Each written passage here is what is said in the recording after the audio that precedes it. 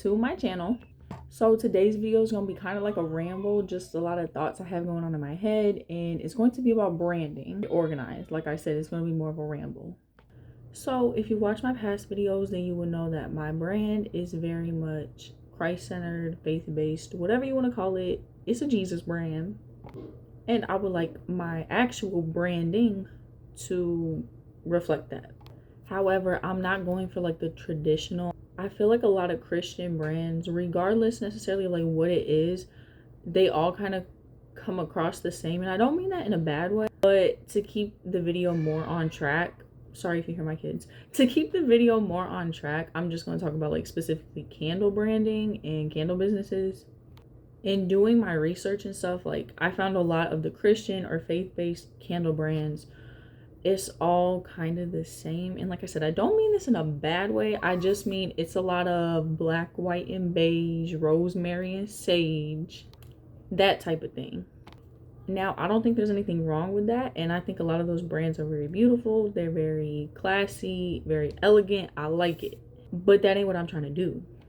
I feel like, you know, the reason behind why a lot of the brands are like that, even their scents, it's more earthy type scents. I'm not saying like they don't have, you know, the gourmand ones or things like that, but it's just very like earthy, and it's a real mellow vibe, and it's nothing against that at all. Just like I said, that's not what I'm going for. My target audience is definitely like young women. I'm 23, so people my age, like in a way I feel like I am my target audience. Early 20s, possibly late teens to like mid 30s, later 30s. Like that's who I'm aiming towards. And I don't even like to say like aiming. I feel more like I want to. Like that is just who I want to cater towards.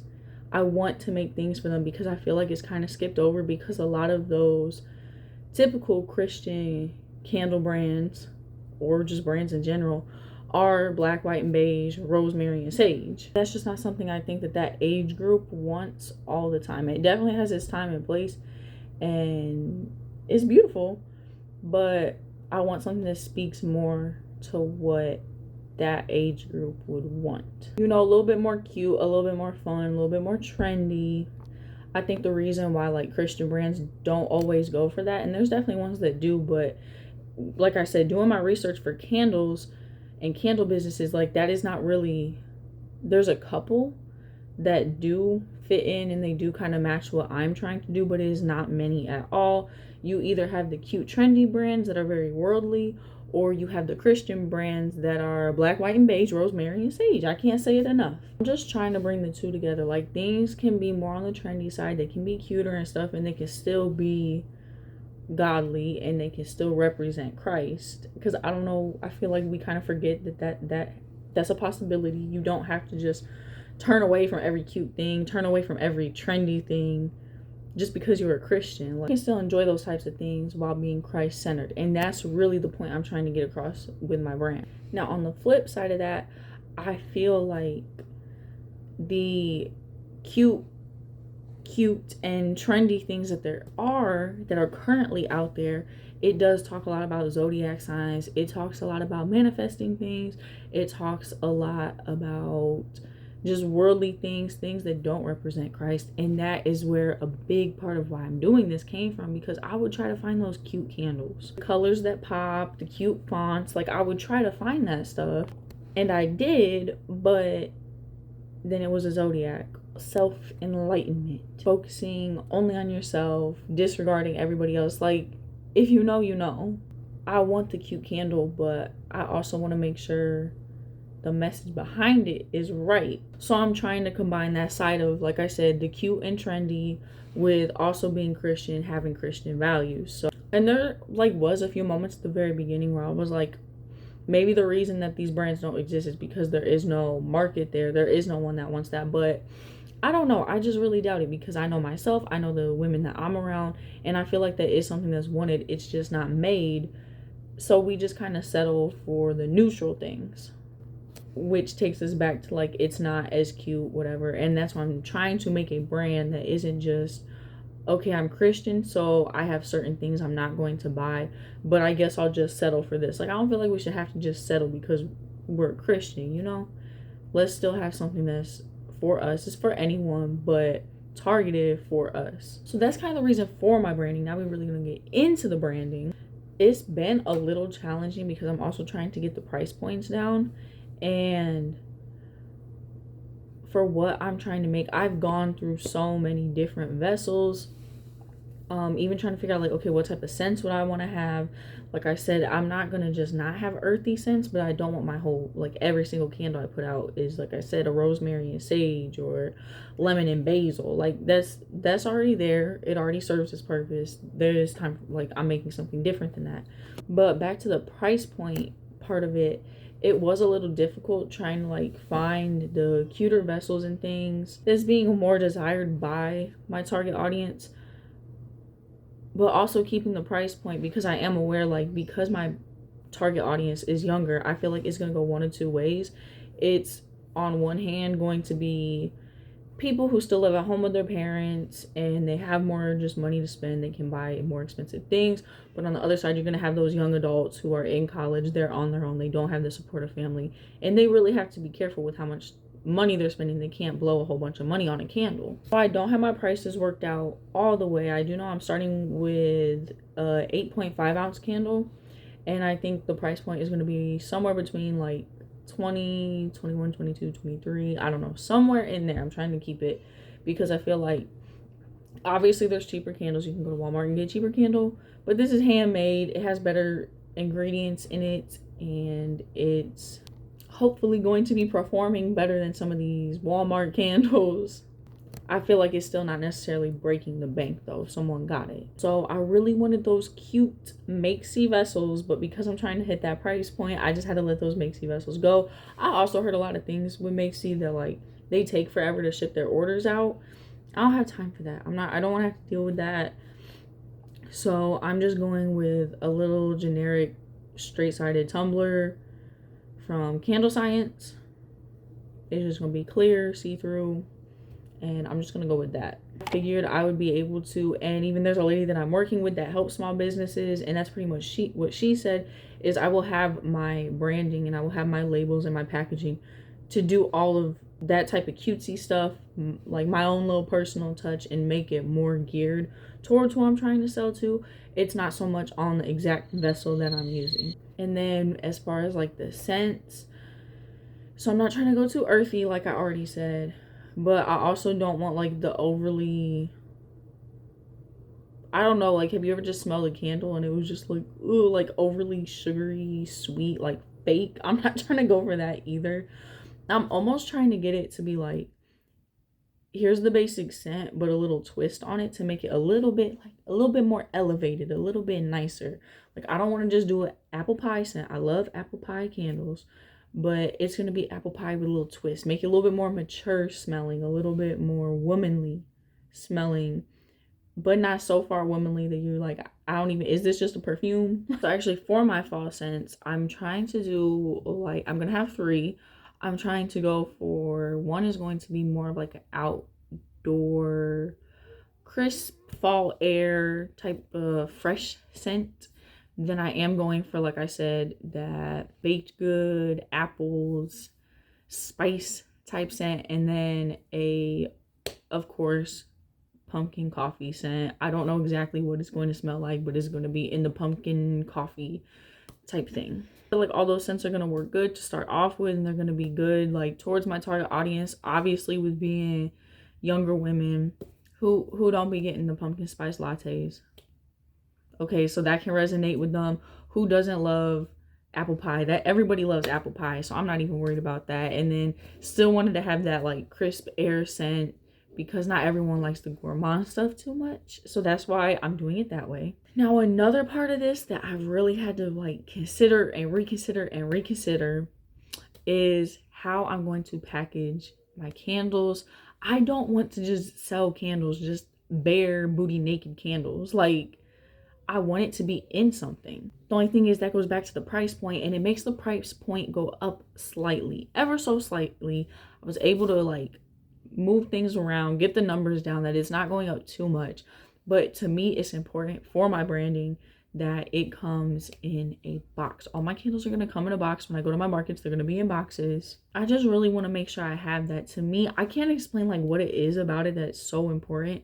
One, I feel like it's a little bit different because most of the businesses I see, they don't really send them in their own box. They just put the candle in the shipping box and send it out, which is still fine. That's still okay. You know, put tissue paper in there with it. But I want this to be an experience when you get your candle. I want you to get to feel like you're special, because once again, that was the whole point of this. Like, it's not like, oh, that's my target audience, yeah, I'm trying to get them. It's, I specifically wanted to create candles for this demographic, and I want to make sure that they feel like they're getting the best quality and that they are cared about, and getting to actually have a moment to be like, let me open up my new candle. You can take out the shipping box. It's in a pretty little box with packaging, and open it up, have the tissue paper there and your pretty candle in there. Like, that's the branding that I'm going for. Only downside is, I think starting off, flat rate shipping is going to be the best for me, and I can't put those boxes in the dang poly mailers.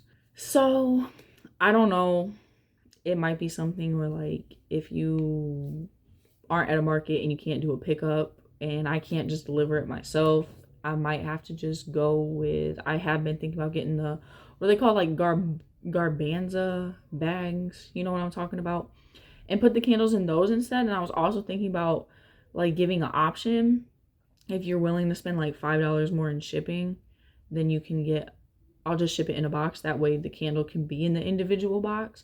I don't know. I mean, this might not seem like it's to do too much with branding, because this is more just an issue I need to resolve.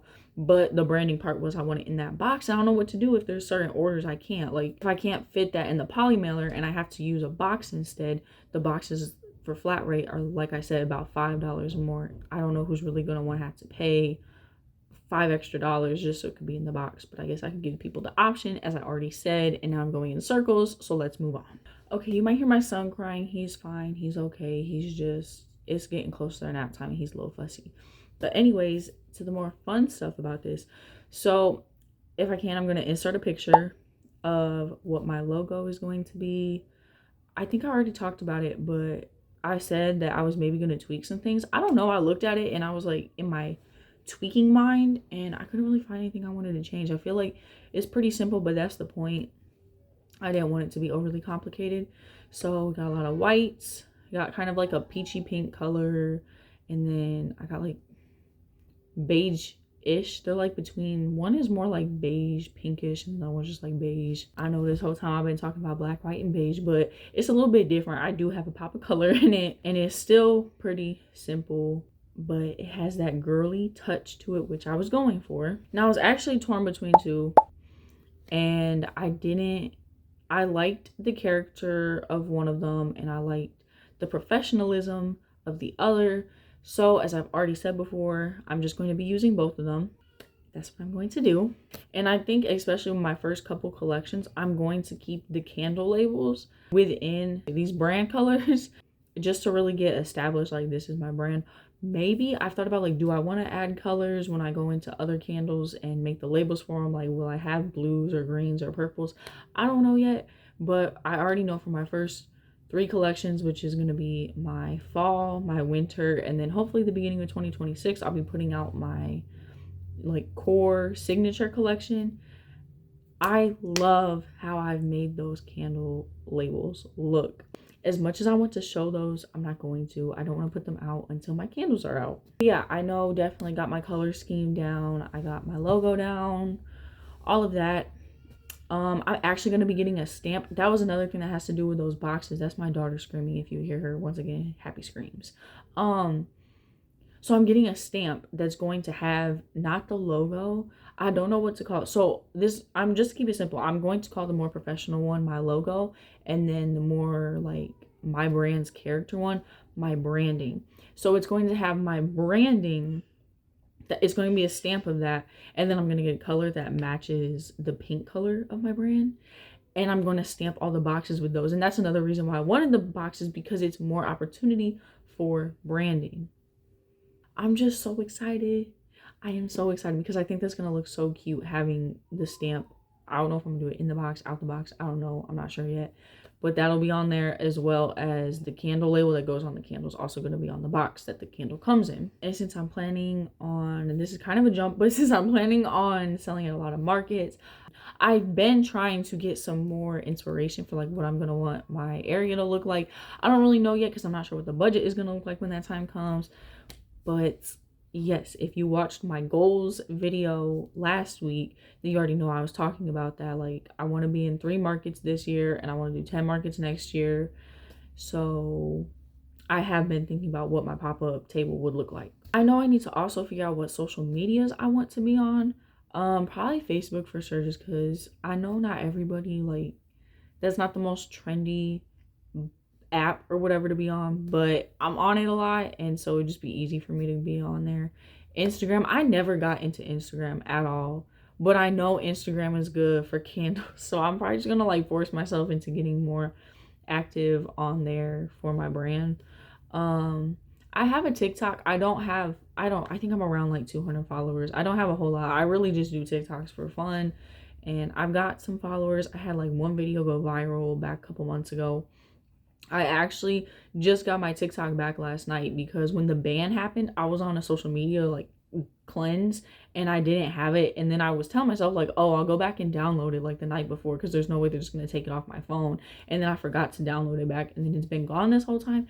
But if you didn't know, now you know, TikTok is back. So I got that downloaded last night, and I'm probably going to go back on there, promote my business on there, of course, because I already have a little bit of a following. Probably try to direct them here. So if you're here from TikTok, hey. But yeah, I'm not sure what social medias I'm going to use, but I feel like I need to be smart about how I choose that. I need to go with the ones that my demographic is in and actually using. And yeah, I think I already did do that research, and that's what they're pretty much saying. Like, TikTok and Instagram was definitely like the top ones. So I'm gonna have to work on getting more comfortable and remembering to use Instagram, but I think TikTok is gonna be fine because, like I said, I like making TikToks. Anyways, like I said, this wasn't very organized. This was just more me like thinking out loud, talking about some of the stuff I had going on for my branding. Y'all, my card came in the mail yesterday, like my debit card for my business, but I forgot they gotta send the pin separately for like safety measures. So I'm waiting, and the stuff in my cart is just like, order us, order us, order us, and I can't. But hopefully within a couple days it'll be here and I can do that, and I can start. My candle science cart is just waiting on me. Oh, but so close. I'm excited to get this testing started. I'm excited to start promoting it more. So I told my husband, I was like, should I start telling people about it now? Like, should I start posting? I was like, but I don't have much content. I really just have this YouTube content, and obviously I'm already posting that. He said, no, you should probably wait till it's closer. So I'm like, oh. I know he's right, but I'm just excited. I want to tell people about it. I want to get it out there more for like my friends and family to hear about it. But I definitely don't want to do it in a sloppily, like not well put together way that I'm not very consistent. I want to be able to build excitement for it. So I'm going to probably, once I get things tested, I'll be recording all that time.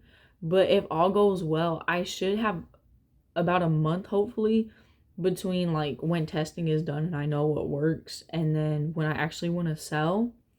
So then that time I can use, it will still give me like a month. And I might do this maybe starting like 2 months in advance, but I'll be able to get all the footage from my testing time and then put it out and not be trying to upload footage while I'm still in the testing process. And I just feel like I have way too much on my plate. So yeah, I'm going to test and keep track of all that, record all that. And then hopefully once the testing time is done, I can start putting it out. No one's going to really care that I'm not currently testing. They're just going to see what it was like learning about this stuff. And then hopefully everybody's excited and ready to buy my candles when the time is here.